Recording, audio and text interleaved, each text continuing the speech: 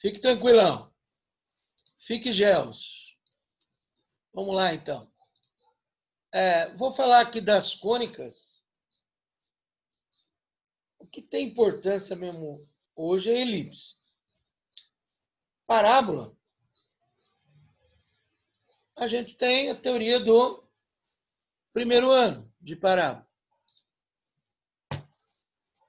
Essa teoria que tem aqui, de parábola, é uma teoria de desenho geométrico, com a parte de equações. Então, dessas três cônicas que estão aí, que a gente vai ver hoje, nos últimos vestibulares, o que tem caído é elipse. Antes era só a Unesp, hoje a Unicamp também pede, a FUVEST também pede, mas antes era só a Unesp. Tá? Então, das cônicas, que a gente vai fazer na primeira aula que der, e aí termina na última aula. Das cônicas, a importância de todas é elipse. Fala, Gi! Quem chegou aí, fala bom dia! Bom dia, Glazinho. Bom Tudo dia, bem? amor! Tudo bem aí? Tudo bem. Então tá bom. Que bom que você veio. Então aqui, gente, corrijam aí. Nós estamos aqui na frente 3 aqui. Eu troquei as frentes aí, mas também não vai fazer diferença nenhuma trocar as frentes.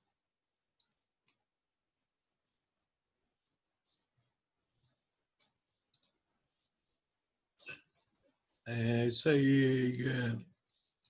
Beleza, Igão. Vamos lá. Então, primeira coisa importante, a gente estuda, por exemplo, em física, né, gravitação, porque a órbita dos planetas em torno do Sol é exatamente uma elipse. E o Sol ocupa um dos focos da elipse. Então lá você tem a teoria de gravitação, leis de Kepler. Aqui nós vamos estudar a parte de equações, que é importante para nós. Então você tem lá dois focos. Por definição, qualquer ponto que você pegar da elipse sempre vai seguir PF1 mais PF2 é igual a 2A. Essa, na verdade, é a definição geométrica, é o lugar geométrico dos pontos da elipse. Ok? Eixo maior 2A, cuidado. Eixo menor 2B. Opa!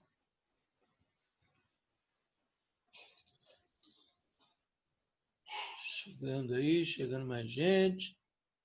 Chegando Vi. E aí a primeira coisa importante, tá? É o Pitágoras que a gente tem aqui neste triângulozinho. Tá ruim o mouse. Tá prendendo aqui. É esse Pitágorazinhas. Fala, Vi! É esse Pitágorazinhas nesse triângulo aqui, ó, que é A quadrado, B quadrado mais F quadrado. A teoria de elipse é bem simples, tá? Equações. Então, agora, vamos nos organizar. Primeira coisa que você olha é onde está o centro. Então, centro na origem. Eixo maior em X.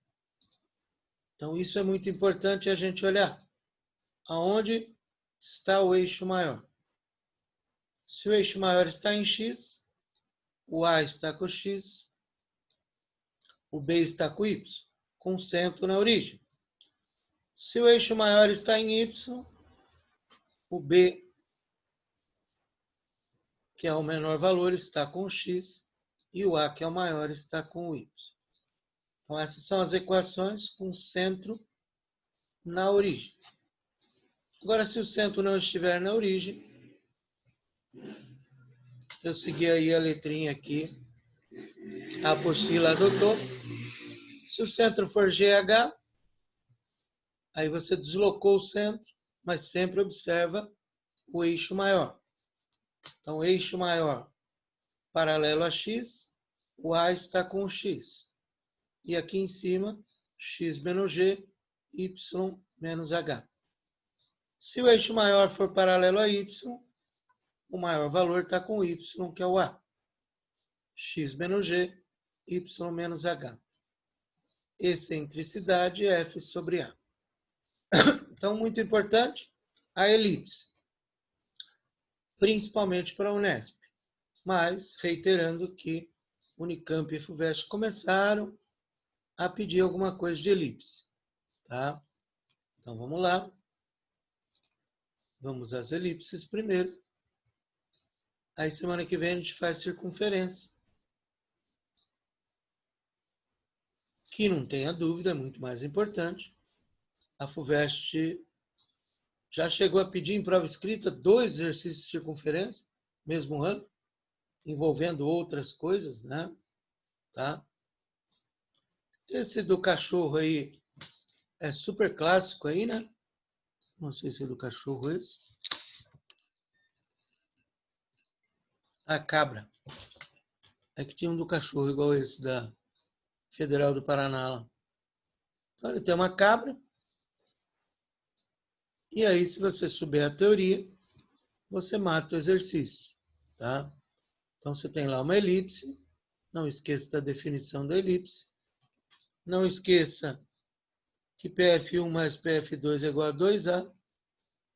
Ou seja, sempre que você puser o ponto aqui, bem no centro, aqui vai ser A e A.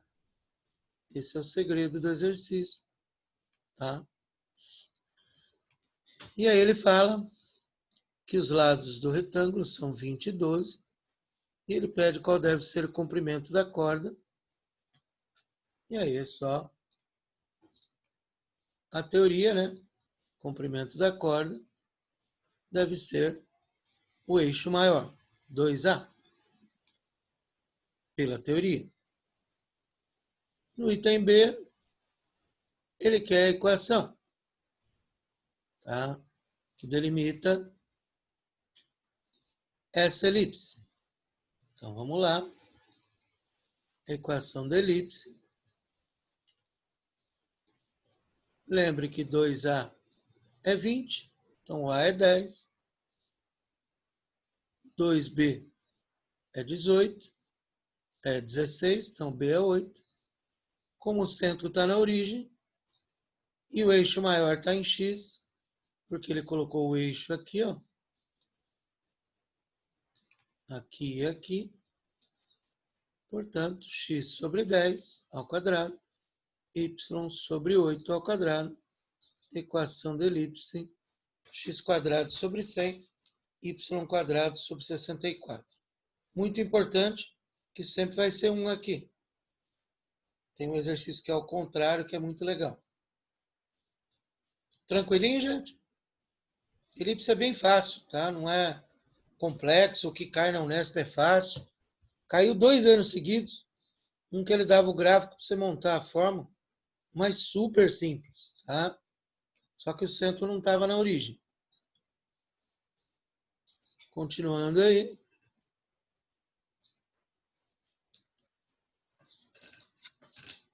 Kepler determinou que a órbita dos planetas não são circunferências perfeitas, mas sim elipses, tendo o Sol como um dos focos, exceto por pequenas perturbações devido às influências de outros planetas no sistema solar. Assim posto, suponhamos que a órbita elíptica de um planeta tem o comprimento do eixo maior 500, distância entre os focos 400. Qual é a equação de órbita desse planeta? É óbvio que olhando as alternativas, a gente vê que ele bota o centro no 0, 0. Só olhar as alternativas. Então, ele deu lá que o eixo maior é 500, portanto, o A vale 250. Que a distância focal,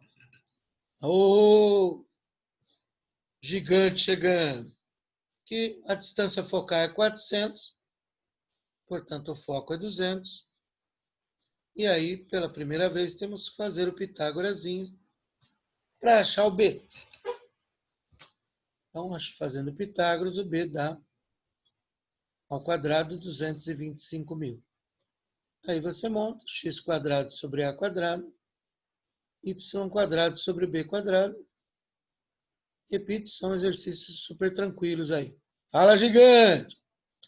Para esse 4 eu acho muito legal, porque ele caiu muitas vezes, que você tem que mexer na equação para chegar no eixo maior e no eixo menor.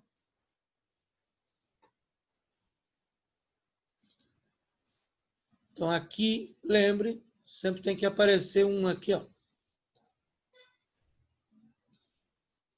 Então você vai dividir tudo por 36 e aí vai ficar tranquilinho, x quadrado sobre 4, y quadrado sobre 9 é igual a 1. Cuidado, se você tivesse que desenhar, ela estaria assim, com o eixo maior em y. Por quê, professor? Porque aqui está o número maior, que é o A. Então aqui, por exemplo, seria 3 menos 3, menos 2 e 2. Então, se você tivesse que desenhar, ela estaria com o eixo maior em y.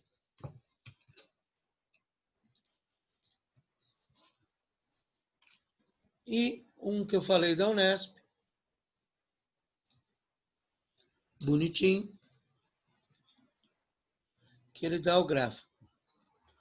Então, ele deu o gráfico aqui. Basta a gente saber ler, saber como é que monta a equação. Então, você vai ver que o centro não está na origem. O centro está no ponto 2 e 3, que é o nosso G e H. Então, o nosso G e H do centro é 2 e 3. Então, não pode esquecer que você tem que enfiar o centro na equação. É uma teoria super simples, tá? Aí você vai ver o eixo maior, que está paralelo a y. Portanto, o A tem que estar com o y. Então, o A vale 3. Só de olhar no gráfico aqui, A vale 3. Tranquilo. E o B vale 2. Pronto, agora é só montar a equação, que é x menos g, sobre b, no caso, que o eixo maior é paralelo a y, x menos h, sobre a quadrado. Portanto, não era teste da Unesp, era teste. Ele mudou aqui. Era um testezinho da Unesp. Então, x menos 2 sobre b quadrado, y menos 2 sobre a quadrado, equaçãozinha de elipse. Ele mudou aí, que era teste, exercício. Beleza? Alguma pergunta de elipse, gente? Tranquilo? Então, você já fez tudo, Moreira? Você já fez até a Já apostila... fiz. Agora estou no caderno TC. Você já fez até a apostila 10 já, né? Não, a 10 ainda não. Tô na 9. Ah, entendi.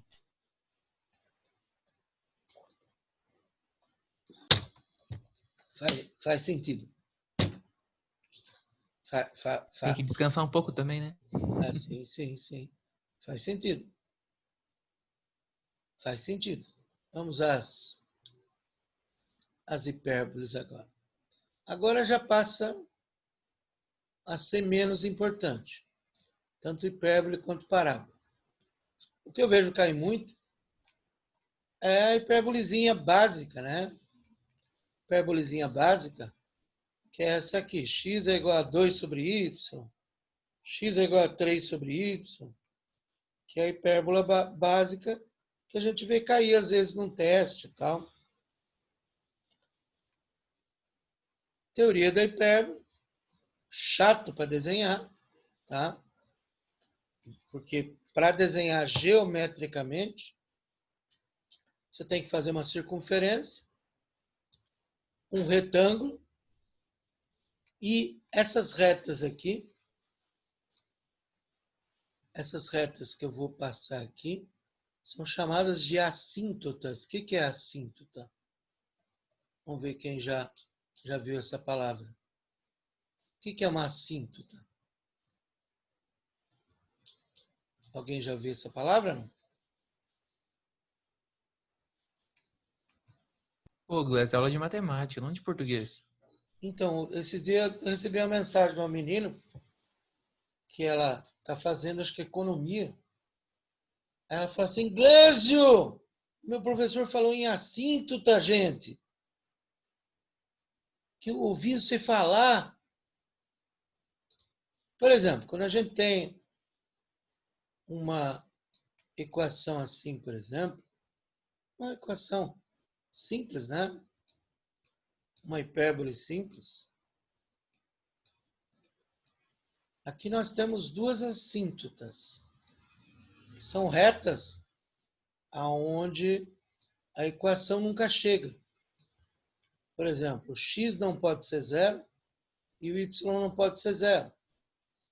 Então, aqui, se você fizer a curva, ela nunca vai chegar no x é igual a zero, nunca vai chegar no y igual a zero. Então, a gente fala, por exemplo, que x é igual a zero, y é igual a zero, são as assíntotas desta equação.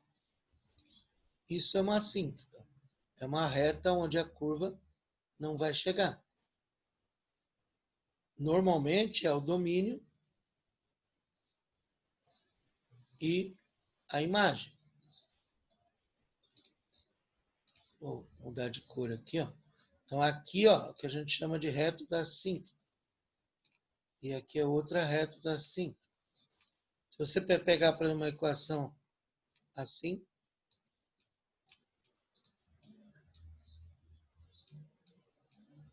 o x é igual a 1 é uma assíntota, que é o domínio da função. Então, quer dizer que a reta, a nossa curva, a nossa hipérbole, nunca vai chegar no x é igual a 1. Assim como se eu fizer a função inversa, que aí eu vou achar o conjunto imagem, eu vou ter outra assíntota. Então, isso é assíntota. Quando vocês chegarem na faculdade, seu professor vai falar sobre assíntota. Então, aqui nós temos duas assíntotas, que é onde a hipérbole nunca vai encostar, que é assim que a gente desenha na parte geométrica que a gente fala. Então, para fazer hipérbole geometricamente, bem feitinho, eu tenho que traçar as assíntotas. Então, se você estiver fazendo um curso de desenho, nossa, como está ruim hoje o mouse, ou é minha mão que está ruim, sei lá. Então, primeira coisa importante, a definição. Qualquer ponto da hipérbole segue essa teoria. PF1 menos PF2 é igual a 2A. Então, qualquer ponto que você pegar aqui dessa nossa... Ô, cacete, viu? Qualquer ponto que você pegar dessa nossa hipérbole, sempre se você fizer PF1, a distância de P até o primeiro foco, distância de P até o segundo foco, vai dar 2A. Isso pelo fato, é fácil de ver quando você pega ele central. Se você pegar ele central, você tem aqui facinho de ver isto. Que aí dá um triângulo isósceles, facinho de ver o A e A. O que muda aqui? O Pitágoras. Que agora o Pitágoras é f ao quadrado, a quadrado mais b quadrado. Então, essa é uma das coisas que muda. E a outra coisa que muda é esse menos aqui, em relação à elipse.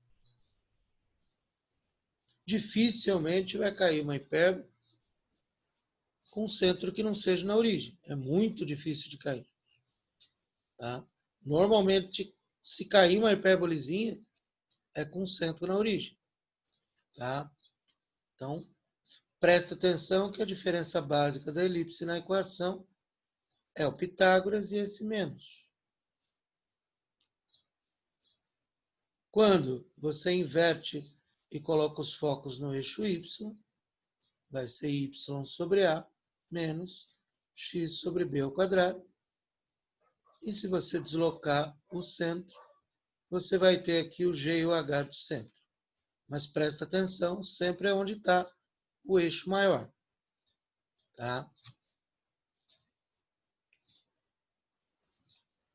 Talvez parábola seja mais importante que hipérbole, em termos de vestibular atual. A teoria de parábola. Mas, de vez em quando, aparece aqui exercício básico, que nem esse 1, bem básico, onde basta você saber a teoria básica de hipérbole, que é o A e o B. Que ele fala que os lados de um retângulo têm medidas iguais aos dos eixos transverso e conjugado da hipérbole.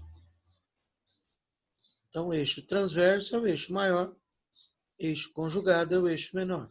Então, basta você saber aqui que aqui é o A.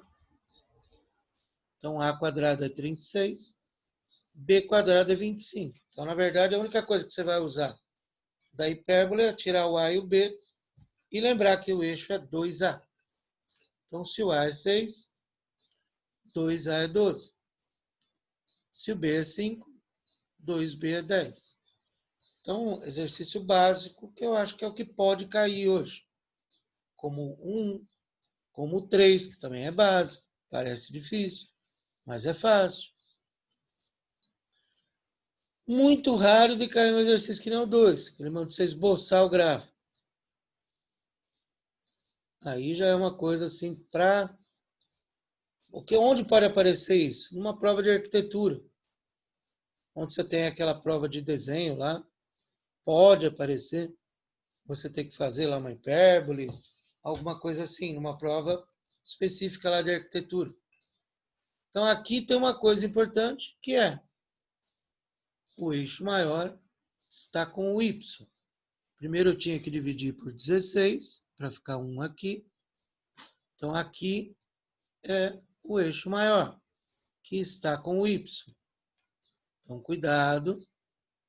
E o eixo menor, que é o eixo conjugado, que a gente chama, está com o x. Por isso que a hipérbole está desse jeito. Veja que é um esboço, gente. Nada daquela coisa rebuscada da teoria, de fazer a circunferência. Não precisa fazer nada disso. Quando ele pede um esboço, é só um esboçozinho do gráfico. Tá? Aí você olha o enunciado do 3 e fala, pô, que difícil. Mas basta você ler, saber o que é o A e o que é o B aqui. Que você já matou. Tá? Aí ele pede a distância focal, né? Então ele fala que a distância focal é o diâmetro do círculo. Que é o que ele pediu, né? Que ele mandou você provar.